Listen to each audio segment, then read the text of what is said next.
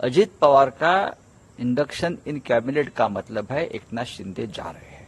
महाराष्ट्र की राजनीति एक बार फिर अपना इतिहास दोहरा रही है। जैसे पिछले साल 2022 में शिंदे गुट ने उद्धव को झटका देकर ऑपरेशन लोटस को अंजाम दिया था, ठीक वही हाल इस वक्त एनसीपी का है। शरद पवार के नाक के नीचे से अजित पवार अपने समर्थकों के साथ बीजेपी में आ गए। वो डिप्टी सीएम भी बन गए। एनसीपी के 9 नेताओं ने मंत्री पद की शपथ लेकर शिंदे सरकार का हिस्सा भी बन गए। लेकिन इस बीच एक सवाल जो महाराष्ट्र से लेकर दिल्ली तक गूंज रहा है वो है कि आखिर अब शिंदे का क्या होगा। क्या शिंदे सरकार का काउंटडाउन शुरू हो चुका है? जो दावा संजय राउत कर रहे हैं उसकी सच्चाई क्या है? लोकसभा चुनाव 2024 से पहले बीजेपी ने बड़ा दांव खेला। एक तरफ विपक्ष अपना कुनबा बढ़ाने में जुटी, दूसरी तरफ बीजेपी ऑपरेशन लोटस को अंजाम देने की प्लानिंग में बिजी थी। महाराष्ट्र की राजनीति में आज जो हुआ वो शायद किसी ने भी नहीं सोचा था। राष्ट्रवादी कांग्रेस पार्टी के अहम नेता और 2 बार डिप्टी सीएम रह चुके अजित पवार शिंदे सरकार के हो गए। यही नहीं, अपने साथ एनसीपी के कई विधायकों को भी सरकार में शामिल करवा लिया। खुद तीसरी बार डिप्टी सीएम पद की शपथ ली तो 8 विधायकों को मंत्री पद की शपथ दिलाई। अजित पवार के इस कदम से महाविकास अघाड़ी को जरूर बड़ा झटका लगा है, लेकिन इसी के साथ शिंदे की कुर्सी और शिंदे गुट की आजादी पर भी सवाल उठने लगे हैं। इसके पीछे कई कारण हैं। शिंदे गुट खुद को हमेशा से असली शिव सैनिक बताता रहा है। उसने उद्धव से बगावत ही हिंदुत्व की पैरोकारी में की थी, ये कहकर कि शिवसेना एनसीपी और कांग्रेस के साथ आकर हिंदुत्व के साथ कॉम्प्रोमाइज कर रही है। लेकिन अब शिंदे सरकार में अजित पवार की एंट्री ने विपक्षी नेताओं को मौका दे दिया है शिंदे और उनके गुट को घेरने का। कांग्रेस नेता हो या एनसीपी नेता, सब शिंदे से सवाल पूछने लगे हैं। अभी आज ही देखो, एकनाथ शिंदे का चेहरा आपने देखा? जब अजित पवार और उनके लोग शपथ ले रहे थे तो उनका चेहरा आप ऑब्जर्व करो। अजित पवार का इंडक्शन इन कैबिनेट का मतलब है एकनाथ शिंदे जा रहे हैं। जानकार समझते हैं कि महाराष्ट्र अब सियासत की नई एक्सपेरिमेंटल लैब बना हुआ है। यहाँ कुछ भी हो सकता है।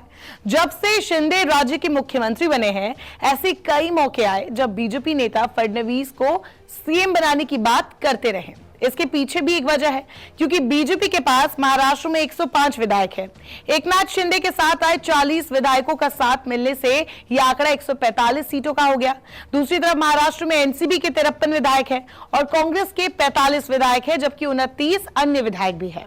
ऐसे में जब तक भारतीय जनता पार्टी को एकनाथ शिंदे के साथ आए 40 विधायकों की संख्या के बराबर की ताकत अजित पवार से नहीं मिलेगी, तब तक महाराष्ट्र की सियासत में कोई बड़े उलटफेर की संभावना नहीं दिख रही है। राजनीतिक जानकारों को कहना है कि अगर अजित पवार के साथ विधायकों की संख्या एकनाथ शिंदे से ज्यादा हो जाती है तो निश्चित तौर पर महाराष्ट्र की सियासत एक बार फिर बदल सकती है। और 40 से ऊपर विधायकों के समर्थन की बात अजित पवार का गुट अभी कर तो रहा है, लेकिन शरद पवार ने भी कह दिया है कि वो इन विधायकों से बात करेंगे। उनके पास कई विधायकों के फोन आने की बात भी कही गई है कि उनके दस्तखत धोखे से लिए गए हैं। ऐसे में अभी कुछ भी कहना जल्दबाजी होगी, लेकिन इतना तो साफ है कि शिंदे की राजनीतिक पतवार कभी भी पलट सकती है। शिंदे की टेंशन की अब दूसरी वजह समझिए। माना जा रहा है कि अजित पवार के महाराष्ट्र की सरकार में शामिल होने से बीजेपी के सामने एकनाथ शिंदे की तोल मोल करने की क्षमता कम हो जाएगी। ऐसा इसीलिए क्योंकि बीजेपी के पास अब ऑप्शन के तौर पर अजित पवार आ चुके हैं। बीजेपी अपनी जरूरत के हिसाब से एकनाथ शिंदे या फिर अजित पवार के साथ आगे बढ़ सकती है। इस ट्रिपल इंजन गवर्नमेंट की असली परीक्षा 2024 में सीटों के बंटवारे के दौरान होगी। महाराष्ट्र में लोकसभा की 48 सीटें हैं। शिंदे गुट के सांसद गजानन कीर्तिकर ने हाल ही में कहा था कि 2024 के लोकसभा चुनाव में शिंदे गुट वाली शिवसेना 22 सीटों पर ताल ठोकेगी। साफ है, शिंदे गुट की महत्वाकांक्षा बढ़ी है और क्या पता बीजेपी इस महत्वाकांक्षी गुट से छुटकारा पाना चाह रही हो, इसीलिए अजित पवार को मोहरा बनाया गया है। खैर, ये सब अभी सिर्फ कयास है। आगे क्या होने वाला है ये कुछ ही दिनों में साफ हो जाएगा।